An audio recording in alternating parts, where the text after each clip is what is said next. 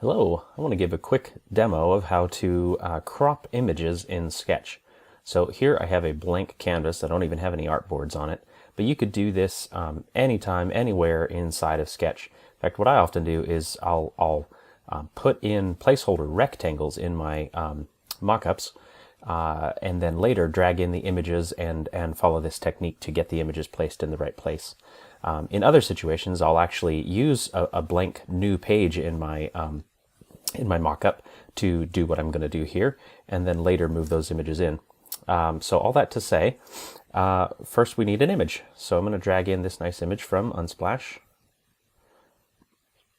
And it's ginormous. You can see over here that it's 3,290 pixels wide. It's a nice high-res image, but I actually only need about 1,000 pixels. Okay, so I'm going to just go ahead and set that width to be 1,000 pixels.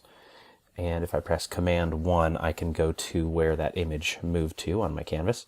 All right, so there you can see my image. It is at 1,000 pixels. Oh, it's actually 100 pixels. That would be why. Okay. Yes, now we can see that it's still 1,250 pixels tall. And so maybe that's not exactly the space that I have. Let's say that I have maybe a square space that's exactly 1,000 pixels on each side. So what I would do then is use my rectangle tool to draw such a rectangle. All right, so there I have my 1,000 pixels by 1,000 pixels.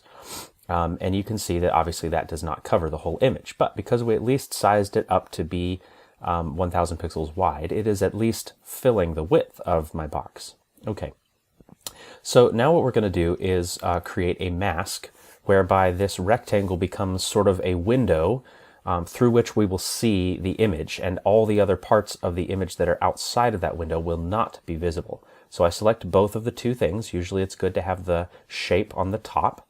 And then I'm going to click this mask tool up here. Now that might be in a different place depending on what version of Sketch you're using. Just look for the mask feature and you'll be good to go.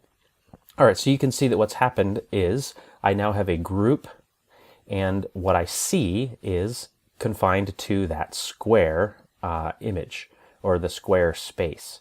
So now if I open that group and click in here, you can see I can still edit these two things independently. So for example, let's say that because I have room to enlarge my image, maybe I don't want as much of the street or the dark part of the buildings over here. So maybe I want to actually expand or enlarge my image to fill the shape differently. So apart from editing my mask, I can click on my image and I can still resize it. So maybe I will enlarge it like that and use my arrow keys to move it around.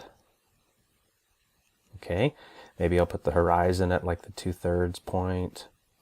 Okay, so you see we gain these two separate pieces that we can interact with. And again, I like to think of it like the mask is a window through which you're looking at the image kind of outside of that. Now, if you've used InDesign or other tools like that, you may be familiar with this same kind of idea. Okay, so we can also edit the mask itself. Let's say that we realize that we don't actually have a square space to deal with. We have a rectangular space that's, let's say, only 750 pixels high. So I've got my mask layer selected now, and I'm going to come in here and drag this down. Now look how it's scaling as a square by default. That's simply because this lock icon over here is on. So I'm going to undo and unclick that lock icon. And now I can drag that down and it's going to be fine. So let's see, I said I wanted it to be 750. All right, that's close, but I can also come here and just nudge that dimension up a little bit. All right, so now I've got my new window, as we were saying before, and maybe I just want to nudge this guy down inside of that frame a little bit.